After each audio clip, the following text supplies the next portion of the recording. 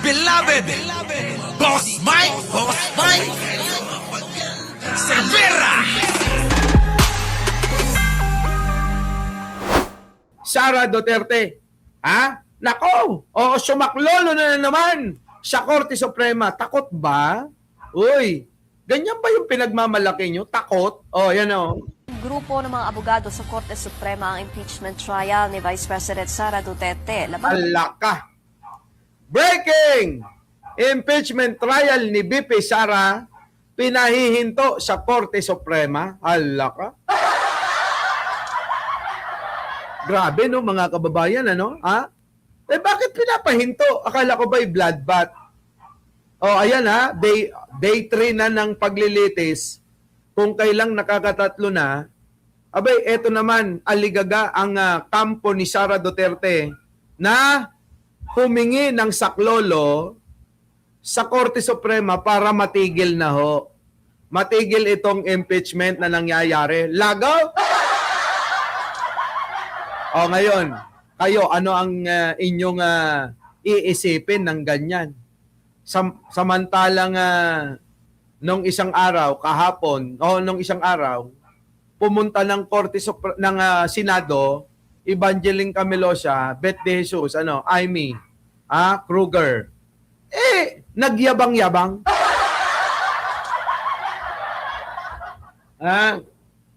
Nagyabang-yabang! Kita nyo mga kababayan ko? Ano sabi ni Buday? Isama nyo na to yung mga DDS. Ano ang, eto daw, di umano'y si Sara Duterte na maraming mga kinakagiliwan, kinakaaliwang kabengbangan. Kung kani-kanino na i-issue ito, sama nyo na ito, di ba? Maraming balita mga kababayan na meron pang di umano nagpalaglag daw ng nagparaspa, no? Ganun ba 'yon? Meron pang basketball player ganun. Meron pang kapwa daw babae kabengbangan daw ni Sara Duterte, may pakasal-kasal pa. Grabe no mga kababayan si Sara no? Ngayon, yung bloodbath na kanyang tinutukoy, mga kababayan, Benji Bernardo, nasaan na? Kung ang gagawin mo lang naman, tatakbo ka sa Korte Suprema para ipatigil yung impeachment trial. Natatakot ho, mga kababayan. Takot na takot, mga kababayan, si Sara Duterte kasi wala naman silang magiging depensa. Ang plano lang talaga nila dyan ay manggulo. Oo. Diba? Darsky Magic, Elizabeth Andal, Ernie Palma, Doris, Magpantay Basas. Oo, Minang, manggulo ng manggulo. Grabe, no, mga kababayan, sige, tuloy. Kasi sa saligang batas na hindi ang Senate President ang maging presiding officer. Kita nyo, yun lang palang, takot na takot sila kay Chis Escudero. Di ba kakampi nila yan? Di ba kakampi nila yan? Kakampi nila yan bakit ngayon parang kinaiinisan nila? Ayan mga kababayan Pinatitigil ng grupo ng mga abogado sa Korte Suprema ang impeachment trial ni Vice President Sara Duterte. Labag daw kasi sa saligang batas na hindi ang Senate President ang maging presiding officer. Kita nyo? Ang dahilan kaya pinahihinto nila kasi daw si Chis Escudero, hindi daw dapat yun ang maging presiding officer. Ang gusto nila, si Wing Gatchalian. O baka naman nila gusto mukhang ang gusto nila ay sino? Si Alan Peter Cayetano. Wala na mga kababayan, hindi na nila hawak ang beat. Di ba, Miss Agnes? Hindi nyo na hawak ang beat Paano yun? Wala na. Huwag nyo nang ipilit dahil malapit-lapit na si Sara. Eto talaga'y hindi na makakatakbo kahit anong posisyon. Kahit na magbingat-bingat pa siya dyan, kahit pa bulakat-bulakat niya ang bilat, wala, mga kababayan ko. Hindi na yan magkakaroon ng pagkakataon para mamuno pa o magkaroon pa ng posisyon sa gobyerno. Magnanakaw eh. Pero may sagot siya, mga kababayan, pakinggan natin. Ito naman ang sagot ni Sara Duterte. Pasok! Nalaman si Vice President Sara Duterte sa petisyong inihain sa Korte Suprema na kumukwestiyon kay Senate President Cheese Escudero bilang Kita nyo, mga kababayan ko. Tingnan nyo, wala daw alam si Sara sa petisyon na isinampa sa Korte Suprema. Ano si Sara? Tau-tauhan lang ba? Akala ko ba'y leader siya? Kaya nga siya, di ba nakarang araw pumunta ng Senado para daw i-meeting niya yung kanyang mga abogado. So sinasabi niya na wala siyang alam. Ano yan? Yung mga tauhan mo, yung mga abogado mo, hindi mo alam kung anong mga ginagawa? Ganun ba yun? Leonora Brown? Ano? Yung ba yun? Ano, Minang? Di ba? Wala siyang alam? Di ba? Wala daw siyang alam. Hindi ko alam, yung motion na sinasampa nila dyan sa may Korte Suprema, wala akong alam.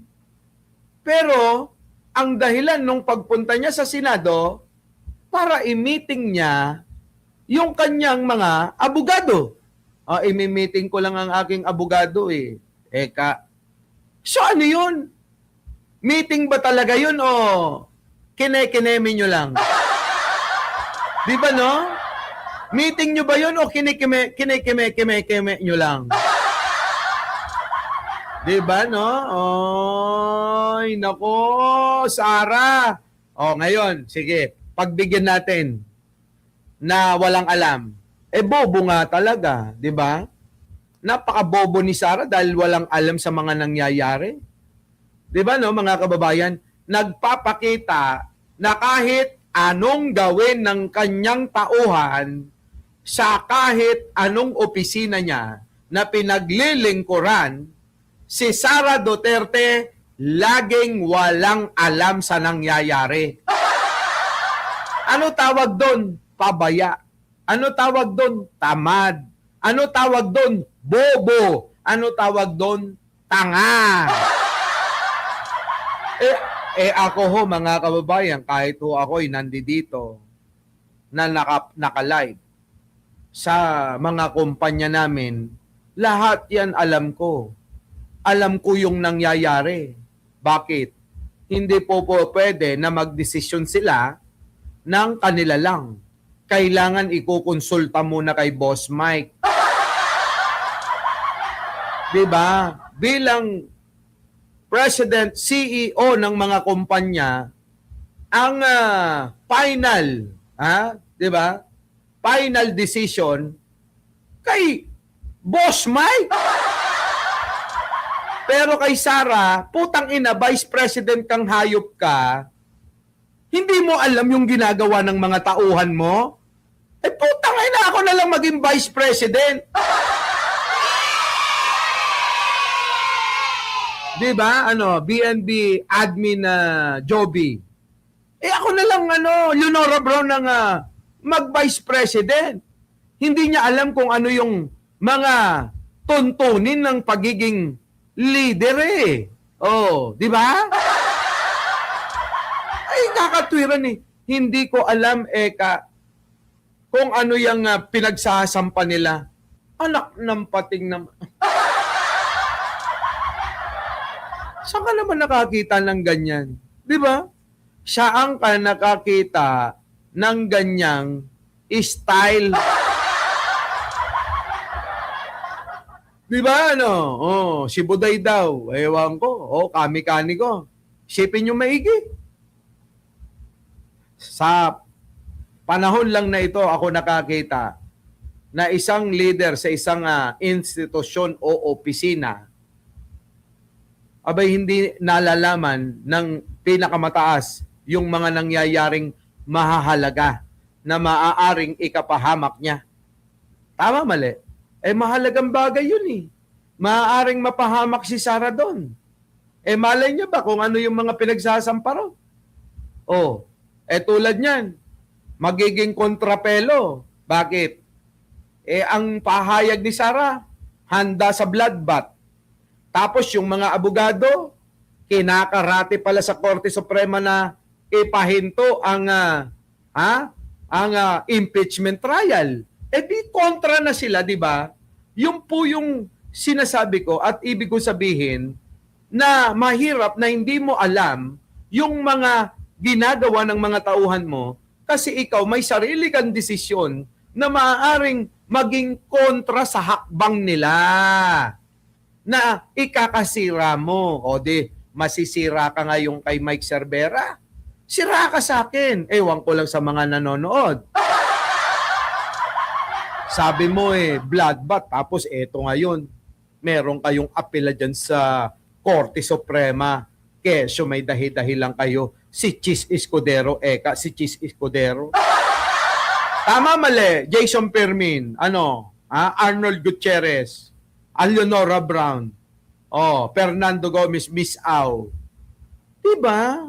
Sipin nyo maigi yun. Mukha yatang si John Beams late na. Diba, Randy Reyes? Puta, dapat alam natin yan, yan. Hindi po pwedeng hindi, Berhinya Domingo. Kapag kaganon lang, Kuya Maki, ay putang ina, palitan nyo ang Vice Presidente.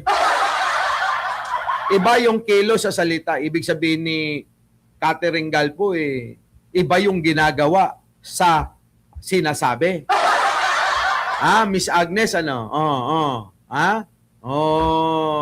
Belinda Poler, Mabel Santos Cavillan, yan, Hinjins, Hangkuan Takrot, Edelberto Sandoval, ewan ko, Leon Guerrero, yung idol mo, biruin mo, mapa-bloodbath pa.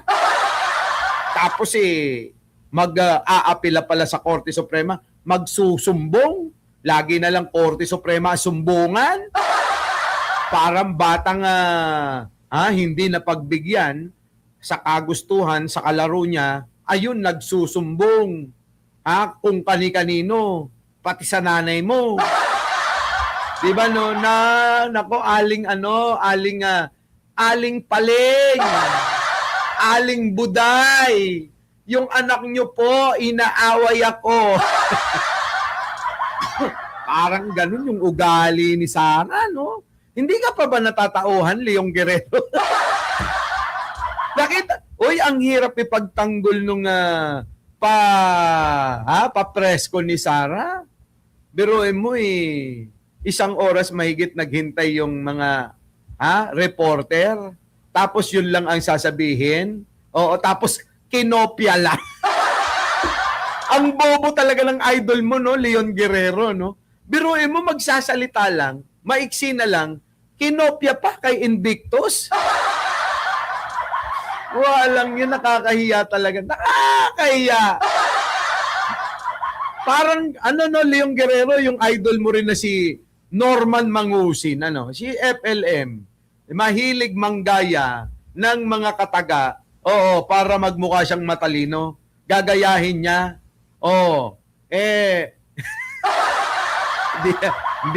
Hindi na makapagsalita si Leon Guerrero. Wala na, mukhang babaliktad na to si Leon Guerrero. Mukhang aawayin niya na si Sara. Bubu no? Ang hirap ipagtanggol. Ang hirap suportahan. Putang ina, mas matalino ka pa, Leon Guerrero kay Sara. Ay, nako. Ito na, bakit? Presiding officer ng kanyang impeachment trial. Ayon kay Defense Spokesperson Attorney Michael Poa, wala silang napag-usapan ng Vice Presidente tungkol sa naturang petisyon. Anya, kaninang umaga lamang niya nalaman na naghain ng petisyon. Bakit? Bakit, Leon Guerrero? Bakit? Di ba parehas? Ano naman ang pagkakaiba ni Sara? kay Norman Mangusin. Parehas lang silang budol. Biruin mo, magsasalita ka, galing sa ibang tao pala yung katagan na sinasabi mo. Hindi ka na lang gumawa ng sarili mo. Kung yun, nagmura-mura na sinabi niya alam ko naman ang ikakabilib niyong mga DDS. Kung sinabi ni Sara na, putang ina ninyong lahat! Di ba? Vlogger niya si Mac Pablo. At saka yan, si Leong Guerrero. Kung gano'n na lang ang sinabi niya, di umelib pa kayo lalo, di ba? Leong Guerrero. Umelib pa kayo lalo. Kapag sinabi ni Sara, putang ina ninyong lahat! Di ba? Martin Romualdez at Martin Romualdez. Kung ganun ba yung sinabi ni Sara doon sa press con, abay, lalong bibilib yung mga DDS. Kaso na-booking. Di ngayon, mga kababayan, na-booking ni Atty. Claire na ginaya pala kay Invictus yung kataga na yon. Nadismaya sila Leon Guerrero. Sila Leon Guerrero, kilala ko yan. Madaling ma-turn off yan. Ayaw na kay Sara.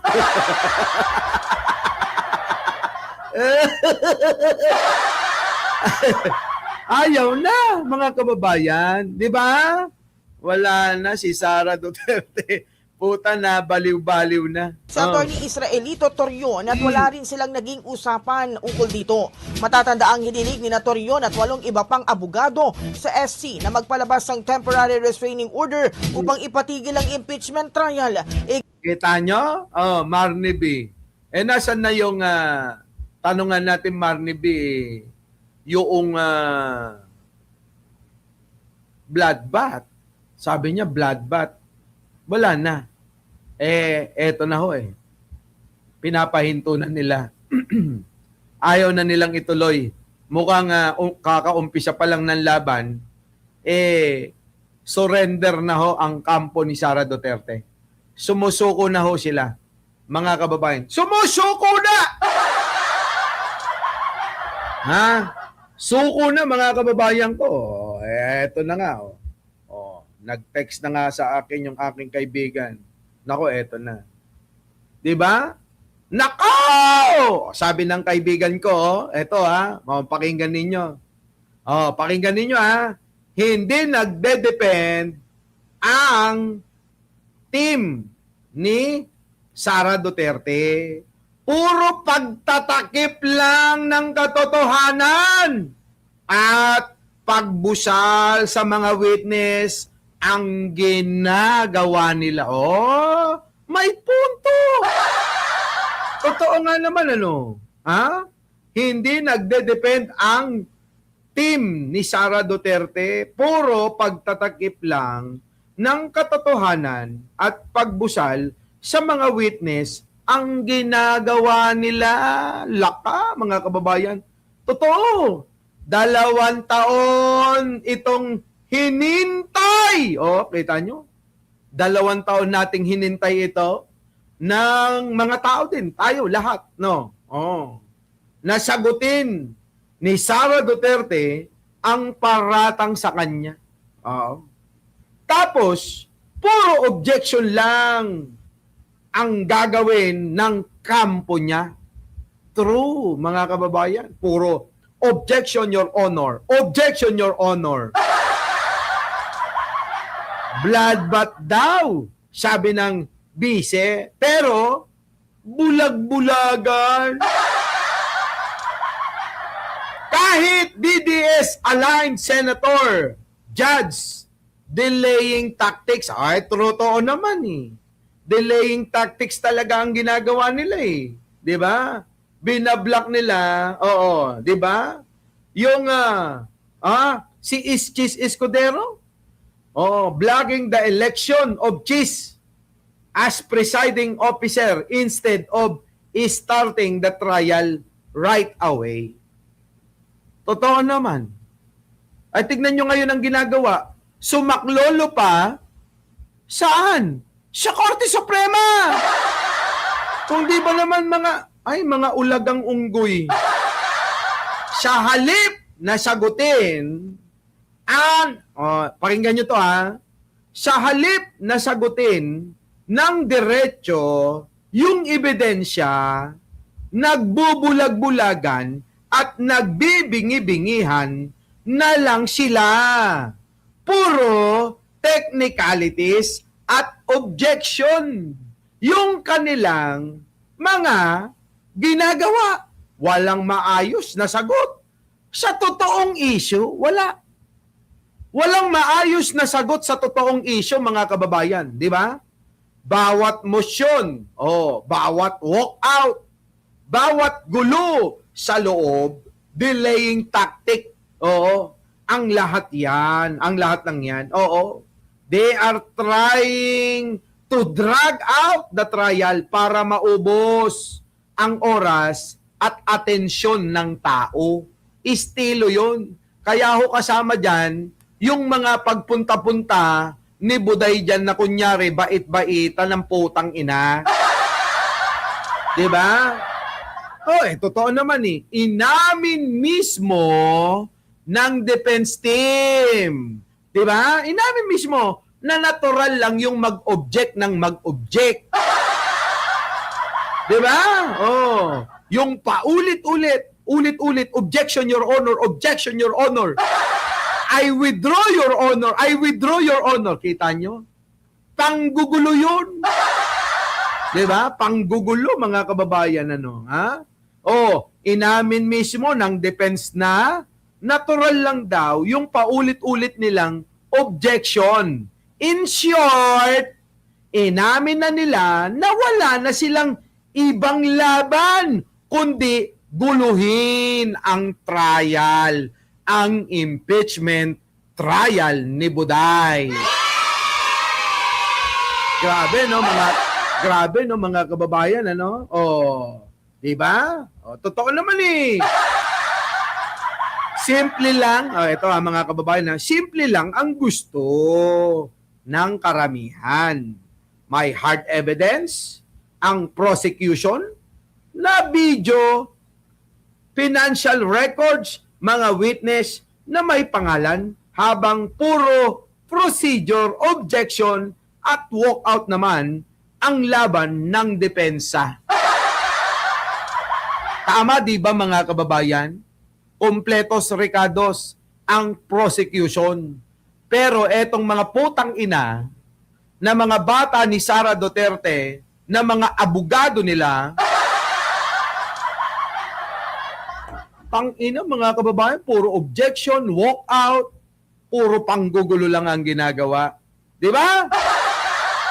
Tapos, i-withdraw yung sinabi.